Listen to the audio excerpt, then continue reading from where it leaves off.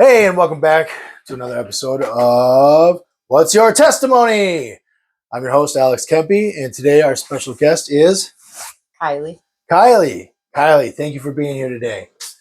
Fantastic. All right. So, Kiley, could you just tell us real quick a quick testimony of your journey in life?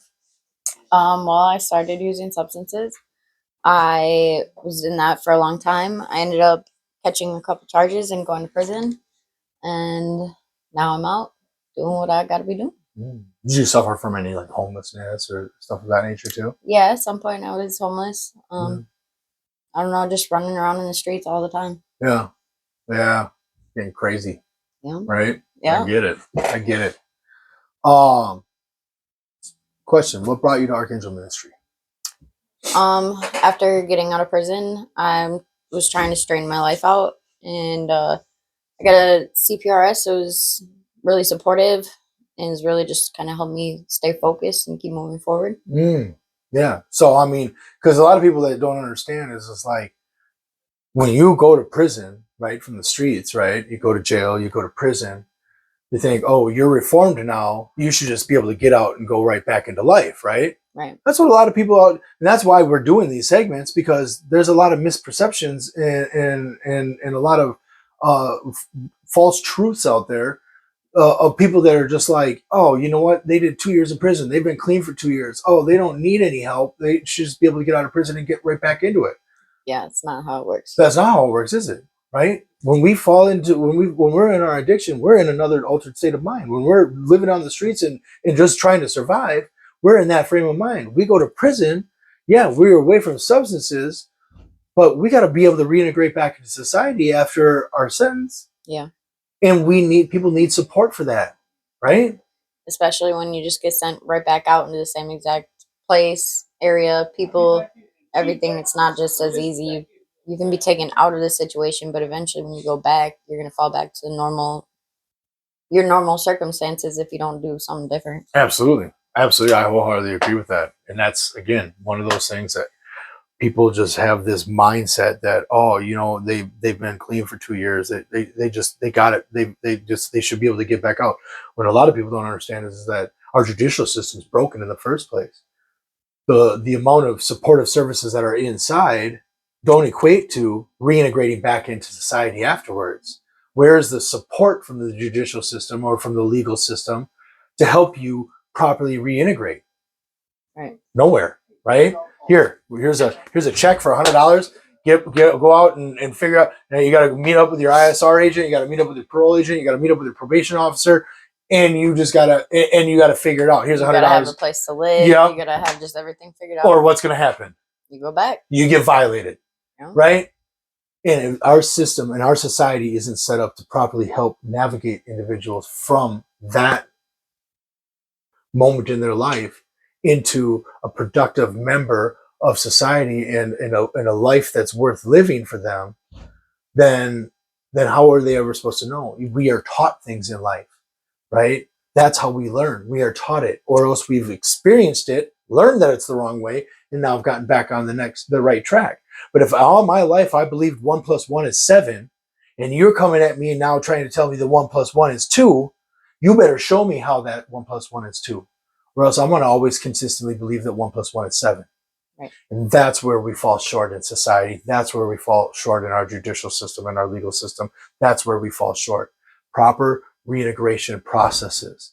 And that's one of the reasons why we wanted to talk to you today, because you have that experience of going from homelessness and addiction into the judicial system and then out of the judicial system and into society.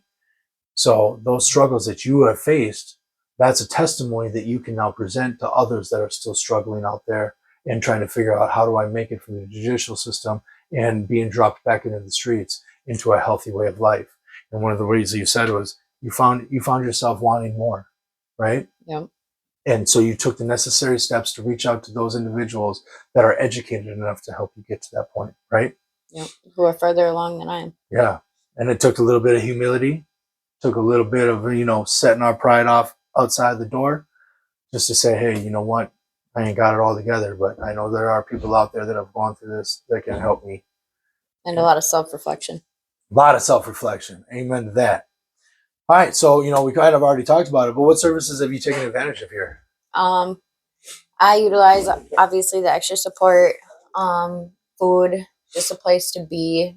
Um, honestly, like a lot of them, I would say emotional support and just it's different environments, different people. It's people that are, like I said before, doing better than me that can kind of understand and that like want to actually help me push forward, not just watch me struggle. You Yeah, know? absolutely, absolutely, and that will hold you accountable, Yep, very right? much so. Right, because that's what a community does. A community doesn't see somebody off on the side of the street struggling and say, "Oh, that's somebody else's problem," Right, and they don't need any guidance from me. No, the community comes alongside them and says, "Hey, you're messing up in this way. Let me help you figure it out." right. What That's can what I do to help? community is all about. Which is one of the things that we're always consistently trying to teach you guys that are watching these is to be proactive in your community. Be proactive in the lives of those that are around you. You don't have to be silent. You don't have to sit idly by in hopes that somebody else with better resources or more resources or a better understanding of addiction or homelessness will come along and help them out. No, get outside of your comfort zone and actually come address them and talk with them and find out if maybe there was a reason why the Lord led you to them at that moment in time because maybe, just maybe, you have something that they need. You just got to be obedient. Um, how long have you been receiving services? Before I went to prison, I had just kind of started getting services just a little bit. But I was still pretty active in use and was just not at that. I was not at that point, so I kind of avoided it as much as possible. Yeah, But then I went to prison, and since I've been out a little over a month now. Been using it since the day I got out. yeah, and that's kind of falls into the next question. What did it mean to you to have these services? Um, honestly, it was pretty important. I was actually not prepared. I shouldn't say I wasn't prepared. I was on the fence about coming out of prison because I'm not just like out fully, but I'm on work release, so I have a lot more stipulations, Mm-hmm. a lot higher expectation, and I still have that over my head of like you can go back at any time if you mess up. Um, and I honestly I made sure that I would have services in place because if I didn't, I was probably not going to come out because I know how it is. It's not that Revolving, easy to just get out, no support, no nothing, and just hope you do the next right thing. It's right? not that easy, especially when you don't like. For me, I've never really done the quote unquote normal life per se, so I don't know where to even start. Right, You know, it's sure basic concepts. Oh, get a job, find a place to live, but like even that process, I don't know. I right, don't know how to do that. right. I've never done that in the proper way. I've never gotten my own place. I haven't worked a legal job and couldn't even tell you how long. So it was kind of a big deal. Plus, it's just for me the ability to make sure that if I need anything, if I just need somebody, and just knowing that at the end of the day, there's somebody that's not counting on my downfall or like waiting for me to mess up and is actually like, yeah, you can do this and here I'll help you. You And no matter what, you call me and I'll be there. yeah, It's a big deal. it's a huge deal. Absolutely, right? Because one of the things you were talking about is what we call in the judicial system the revolving door. Yeah. People get out, they don't know what to do, where to go, who to connect with. There isn't really any support network. So what do? They go back to what they know, and which leads them back into the judicial system, which leads them back into the jails and prisons, and then the cycle just continues and continues and continues. And yet our society thinks that our system is fine. Our system is not fine. It's broken. It's 100% broken, and it needs to be addressed. And the best way to do that is for the community to come together. One of the things that we always talked about that I learned about in college is this Native American culture, right? In this Native American culture, people would go off to war, and they would suffer from PTSD and all these other things, and then after they came back from war, they didn't actually reintegrate back into society normally. The community would of the tribe would come outside of the camp, and then they would sit with these individuals and they would work with them and they would talk with them and they would love on them and they would support them. And then they go back in and all these individuals would sit here and they would sit with one another and talk about the stories that they had and what they went through. But then the rest of the tribe would come back out the next day and they'd sit with them. And they would do that for weeks before those warriors would actually get acclimated back into society again. We have a system similar to that. We have AA, we have NA, we have Celebrate Recovery meetings, we have Smart Recovery. We have a place for those individuals, those warriors to come together and sit with one another and share those stories of their addictions and their homelessness and the trials and tribulations they faced. But the component that we're missing is the community coming back into their life so that they can properly get reintegrated back into society in a healthy way and know that they have people within the community that they can rely upon. You know? And so we're always trying to change that. And that's what hopefully some of these video segments will do. It will spark some type of movement that all of a sudden we start to take a real hard evaluation of what our system is and how we can better implement new tactics and ways of loving on those individuals, that they aren't a sum of their past, right? You aren't the sum of the mistakes that you made.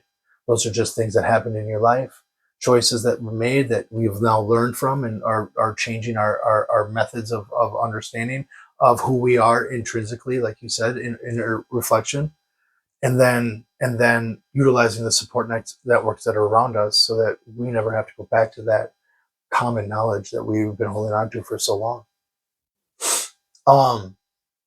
What do you believe it would do to the community if this resource center failed to exist? I think a lot of people would lose out on a lot of different things. I feel like, because right now this community is strong and it's only getting stronger, and I feel like it's, when it comes to moving forward, it's not an individual job. Like, you need people. You need people that understand, especially, and that maybe are doing the same thing. And honestly, a safe place, Mm, you know, yeah, and safe in many different ways, not just like physically safe. Like, right. it's not as easy for people to come somewhere and just feel safe, and just, you get a lot of that with this situation in this community. Amen. Amen to that. Last question. Actually, yeah, no, last question. If you could sum up in 2 sentences, what would you say to everyone out there still struggling? 2 sentences. No, you can sum it up in as many sentences if you want. I would say what you think isn't possible is definitely possible. It's not easy. It takes a lot of dedication and a lot of realizing that, like, you can only be the one to do it for yourself or start it for yourself. That, like, there's people there and everything will work out, but you got to keep doing the next right thing. You got to have some sort of motivation Mm-hmm. for yourself. Absolutely. And you really have to get honest with yourself. You either want it or you don't. If you want it, it goes great. Right. Right. Yeah. No, I thank you for that. And one of the things that we didn't touch on, but I think an important component of all of this is that you know it took you getting outside of yourself to reach out for help, and then once you got that help, it wasn't an easy road, but it was one that's been worthwhile thus far, right? Because you made the connections, and that's what everybody thinks about is like, okay, we have to make these connections. You made this connection because you made this connection, and you said, you know what, hey, I'm going to humble myself, and I'm going to get outside of myself, and I'm going to ask for help. That led to a job, Yep. right? That led to all the supportive services that you need to ensure that you can maintain that job, that you can maintain the housing that you're in, that you can maintain the proper protocols to ensure that you don't screw up with the judicial system in any way, right? It ensures my freedom. It ensures your freedom, right? But it was because of not just the support that you got, but because of the community member that said, "Hey, I'm going to take a chance on you, and I'm going to let you in on this job opportunity." That's how this came to be. For all those that are out there watching, listen, it's not just us that is able to accomplish these things. It's us in conjunction with all of you businesses, all of you organizations, all of you community members that can come alongside and support those that are trying to get back into good standing in their life and in the lives of those that are around. It takes everybody to participate in this. That's how we're going to get people employed and get people to look past the mistakes that are made in these individuals and start looking at them as people that just need a shot to get back on track, because we're here to support, but without the support of the community, we wouldn't be able to get them connected to the things that are needed in order to reintegrate back into society in a happy, healthy manner. So I want to thank you so very much for taking the time with us. And we'll just do all that we can to continue to help support you. And all we ask in return is that you return the favor to those that are out there struggling. All right. Is it done? Make sure this